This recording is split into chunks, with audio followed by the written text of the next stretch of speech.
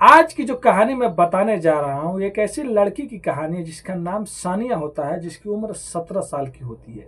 वो एक लड़के से प्यार करती है जिसका नाम सागर रहता है। लेकिन उस लड़की के घर वाले यानी कि उसके चाचा को ये नागवार गुजरती है और चाचा लोग ही मिलकर और चाचा के लड़के मिलकर उस लड़की का गला घोट कर हत्या कर देते हैं।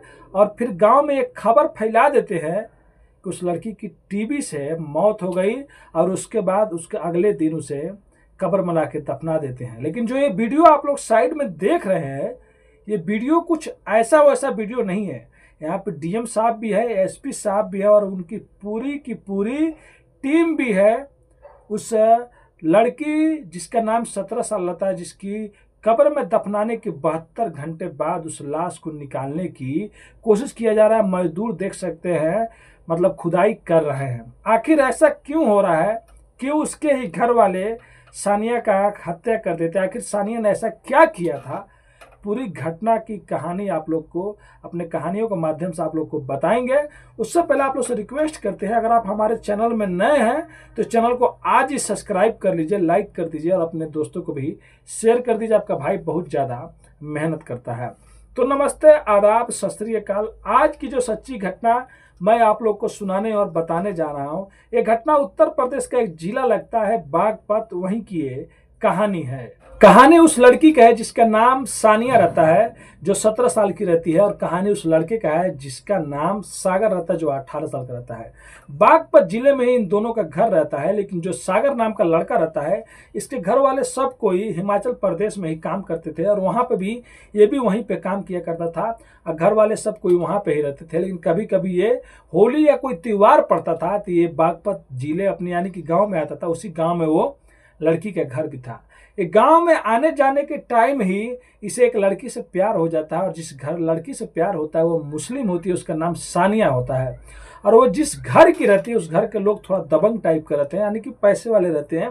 अब यहाँ पे गरीबी और अमीरी का रहता है और अलग अलग कास्ट का भी रहता है। और उसके बाद वो हिमाचल प्रदेश चल जाता है। लेकिन एक दिन फिर से वो जब बागपत आता है और आने के बाद कहता है कि मुझे तुमसे शादी करना है और हम लोग एक साथ में रहेंगे।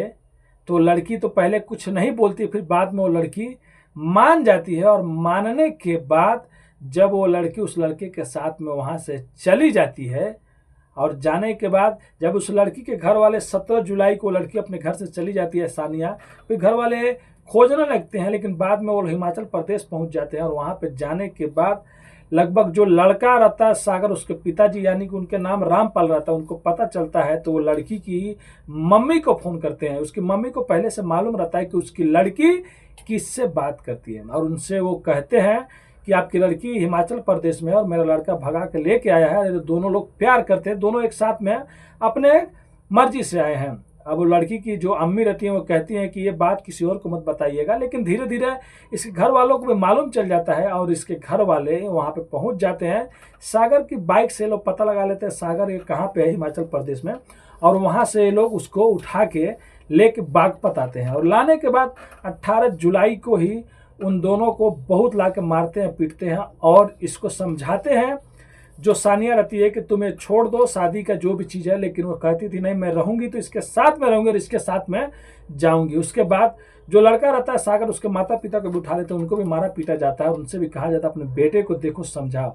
2 दिन रखने के बाद ये लोग उन लोग को छोड़ देते हैं, धमकी देकर अगर हमारे लड़की के साथ में दोबारा देखा या कुछ भी हम लोग सुन लिया तो तुमको छोड़ेंगे नहीं, तुमको मार देंगे। उसके बाद वो लोग से चले जाते हैं। लेकिन जो लड़की रहती है, लड़की मानने को तैयारी नहीं रहती है। सानिया कहती है कि नहीं, मैं जब भी रहूँगी तो उसके साथ में रहूँगी। उसके बाद 22 जुलाई या 23 जुलाई की बात है, एक दिन उसके चाचा यानी कि उसके चाचा के लड़के और लोग भी मिलकर उस सानिया का गला घोट देते हैं तकिए से। और जब वो मर जाती है तो गांव में किसी को कुछ भी खबर नहीं रहता है। उसके बाद गांव में एक अफवाह फैलाई जाती है कि सानिया को टीबी था और इसके वजह से उसकी मौत हो गई। अगर उसके एक दिन बाद अगले दिन ही उसको मतलब कब्रिस्तान में लाके दफना देते हैं।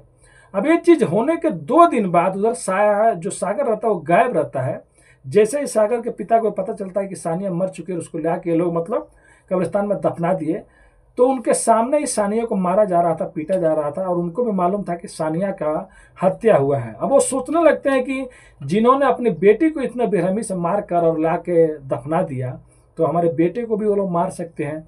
तो बस एक ही चीज़ है, जो भी चीज़ है पुलिस को सच्चाई बताना पड़ेगा। अब वो फोन करते हैं, फोन करने के बाद पुलिस को पूरी सच्चाई बताते हैं कि मेरा बेटा 2 दिन से नहीं मिल रहा है, और सागर उस टाइम घर पे भी नहीं रहता है, और मेरे बेटे को ढूंढ दीजिए, क्योंकि वो एक लड़की से प्यार करता था। लेकिन पूरी बात सुनने के बाद वहाँ की जो पुलिस होती है वो सुनती नहीं है केस को। तब बाद में सोशल मीडिया के बारे में रामपाल जी को पता रहता है, वो मोबाइल उठाते हैं और एक वीडियो बनाते हैं, और पूरा वीडियो में कहानी सुनाते हैं कि मेरा लड़का एक लड़की से प्यार करता था। उसके बाद उन्होंने उठाया, मारा, पीटा, और मेरे लड़के को भी मार देंगे और हम लोगों को भी धमकी दिए हैं। तो उत्तर प्रदेश के जो मुख्यमंत्री योगी आदित्यनाथ जी हैं, उनसे भी रिक्वेस्ट करता है, हाथ जोड़ता है, विनती करता है, और एसपी साहब से और डीएम साहब से। जैसे ही वीडियो सोशल मीडिया पे जाता है, यानी कि लोगों के साथ में शेयर होने लगता है, पुलिस के कान खड़े हो जाते हैं। आप लोग खुद रामपाल की जुबानी भी यहाँ पे पूरा वीडियो सुन सकते हैं, सुनिए एक बार। डीएम साहब से भी और एसपी साहब से भी और मुख्यमंत्री से भी हमें कोई नहीं पता कि हमारा लड़का कहाँ है। ना जी इन्होंने कोई हमारा हाथ दिया जी। पुलिस हमारे से पूछताछ करे साहब, हमें क्या पता जी इन्होंने अपनी लड़की मायर का वहाँ दाब दी जी, बिना पोस्टमार्टम के दाब दी जी नहीं, और हमें डरा रखे जी, पूरे धमकी दे रखी जी हमें। मेरा लड़का लापता है जी, मेरा लड़का दिखा दे जी, किसी तरह गोली मारने की धमकी दे रखी साहब यहाँ पे। ये थी कहानी रामपाल की, जो अपने जुबानी कहते हैं। जब ये वीडियो वायरल होने लगता है, मतलब लोगों तक जाने लगता है, तब पुलिस इस केस को सीरियसली लेती है। तब रामपाल से पूरी सच्चाई पूछती है। उसके बाद उस लड़की के घर पे जाते हैं, और लड़की के घर पे जाने के बाद लड़की घर पे सबसे पूछा जाता है, कोई जवाब ही नहीं देता है। वो लोग कहते हैं कि उसको टीबी हुआ था, लेकिन पुलिस को पहले से यह लेडी मालूम चल चुका रहता है। उसके बाद उन लोग से अच्छे से पूछताछ होता है, तब वो लोग अपना मुंह खोल देते हैं और पूरी सच्चाई बता देते हैं। उसके बाद पुलिस जाती है, एसडीएम साहब से मिलती है। एसडीएम साहब से मिलने के बाद उनसे परमिशन लेती है खुदाई करने के लिए, परमिशन भी मिल जाता है। फिर उसके अगले सुबह यानी कि 26 जुलाई को 10 बजे पुलिस अपने पूरे सारे टीम के साथ एसपी साहब और एसडीएम साहब के सामने खुदाई होती है, और उस लाश को सरकारी अस्पताल भेज दिया जाता है पोस्टमार्टम के लिए। क्या सच में इसका मतलब टीबी से मौत हुआ था, या गला घोट कर, या किस चीज़ से मारा गया था। उसके बाद पुलिस 6 लोगों को गिरफ्तार करती है, और 3 लोग अभी फरार चल रहे हैं। और सागर हिमाचल प्रदेश में कहीं पे रहता है, वो मतलब अच्छा रहता है। फिर पुलिस उसको वहाँ से बागपत अब लेकर आएगी, लेकर आने के बाद उससे जो भी थोड़ा बहुत पूछताछ रहेगा वो करती रहेगी। तो ये थी आज की कहानी, जहाँ पे एक लड़की एक लड़के से प्यार करती थी, उसके साथ में रहना चाहती थी, लेकिन उसी के घर वाले उसका हत्या कर देते हैं। लेकिन इस कहानी में एक और चीज़ सामने आया है कि जो लड़की की माँ और पिता है, शायद उनका ज़्यादा रोल नहीं है, लेकिन पुलिस से पता लगा रही है, बागपत पुलिस, क्या उसके चाचा और भी जो उसके लड़के लोग, यही लोग शामिल थे, या उस सानिया के माता पिता भी इसमें शामिल थे, उनके रजामंदी से सानिया का हत्या हुआ। तो बस इस कहानी का और भी जो भी चीज़ है वो पुलिस जांच कर रही है। तो सागर अच्छा है, और वो जहाँ भी रहे अच्छा रहे, सेफ रहे। तो ये कहानी सुनाने का उद्देश्य किसी का भी दिल दुखाना नहीं है, बस आप लोगों को जागरूक और सचेत करना है। कई बार हम लोग जो सोचते हैं वो नहीं होता है, कई बार वो चीज़ें हो जाती हैं जो लोग हम लोग सोचे नहीं रहते। तो आप लोग जहाँ भी रहे तो सेफ रहे, स्वस्थ रहे, अपने फैमिली का अच्छे से ख्याल रखें। अगर आपको कोई भी थोड़ा भी प्रॉब्लम होता है तो पुलिस से संपर्क जरूर करें। अगर यहाँ पे रामपाल जी अपना मतलब हौसला नहीं दिखाते, पुलिस को फ़ोन करते हैं, पुलिस नहीं सुनते, फिर वो वीडियो बनाते हैं, तो आपके भी ज़िंदगी में कोई प्रॉब्लम है, कोई परेशानी है, तो हर कहानी से कोई ना कोई सीख लेना चाहिए। और आपका भाई कहानी इसीलिए सुनाता है जिससे कि कहानी से बहुत कुछ सीखने को भी मिलता है।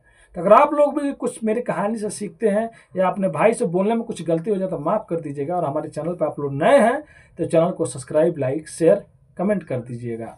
धन्यवाद।